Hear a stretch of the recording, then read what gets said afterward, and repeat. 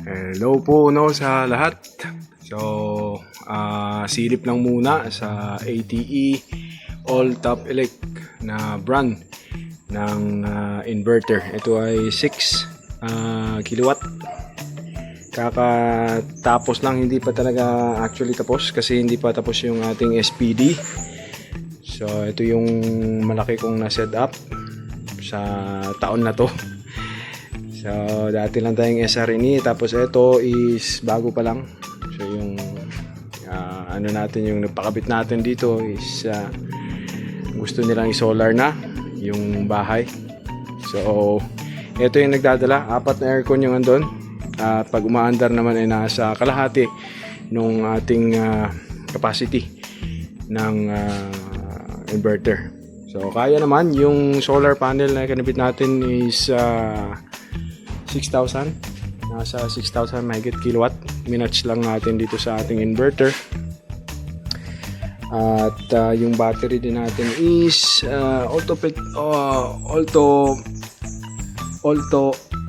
elect. Pasensya na. So yung battery niya is 400. So ito yung interface. Makikita mo rin dito yung state of charge. Tapos yung ating mga cells kung balance naman siya. So sa susunod pakita natin yung loob nito. Wala lang tayong talagang time ngayon. So ayan yung ating DC breaker. Ayan, malamig. So dito yung mga breaker na maliliit kasi yung parang mga ganito. Umiinit yun kasi parang one way lang, alam ko. But anyway, sa susunod na video tatalakayin din natin yon. Tapos ito yung string 1, string 2, SPD, AC, dalawang abang para dito sa unit. Tapos yung interface naman ng all top elect na inverter is same lang sa day guys.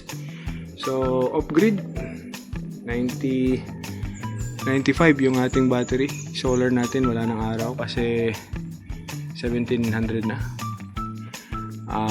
Gumagana na siya. Yung load sa bahay is nasa 600 guys. So same lang ng function ng nahirapan lang ako kasi iba yung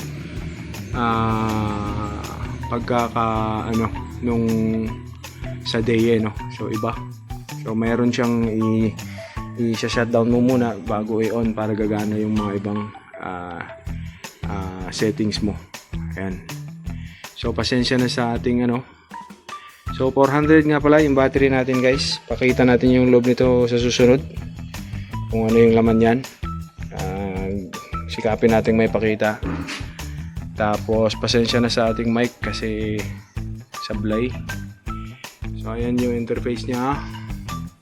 Same lang yung ng tawag nito ng DAE. Mas cheaper yung price.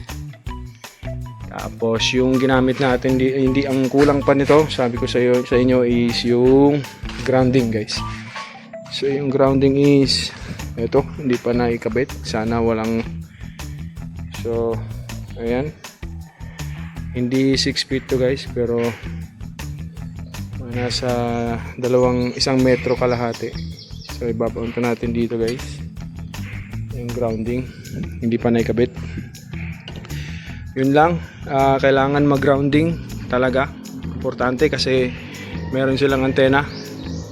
Tapos walang walang lightning arrester. Kaya baka sigurado talagang may talsik yan dito sa bagong gawa. At malawak yung ground.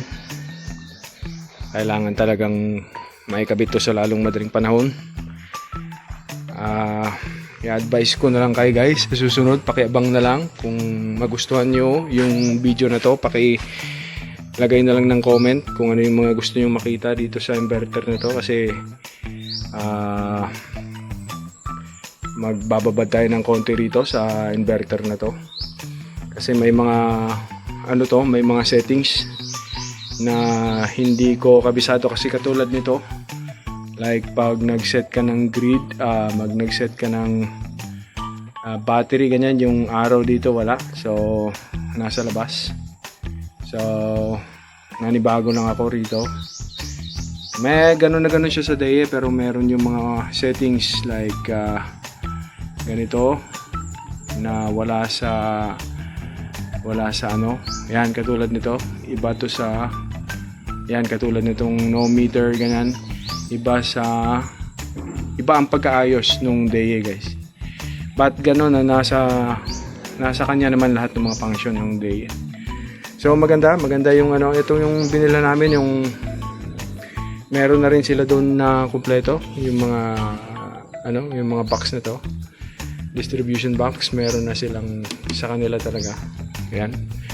Tapos yung mga tawag nito, mga breaker, guys. Ayan. So ayan, sa kanila na rin. All top elect na rin. Yan sa kanila yan. Ayan.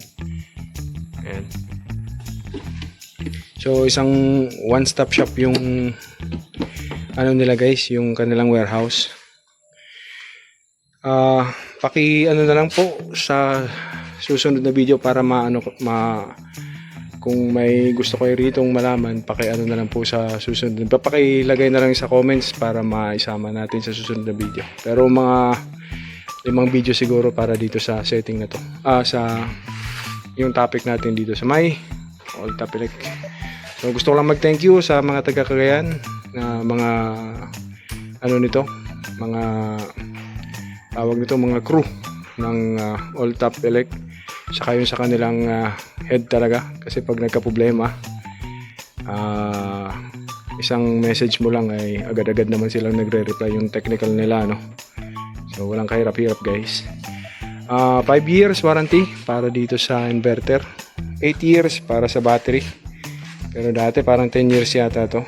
So sa solar naman, silipin na lang natin at may nagbigay rin sila ng 12 years doon. Yun, hanggang sa susunod natin pagkikita, guys. Maraming pong salamat at hanggang sa muli.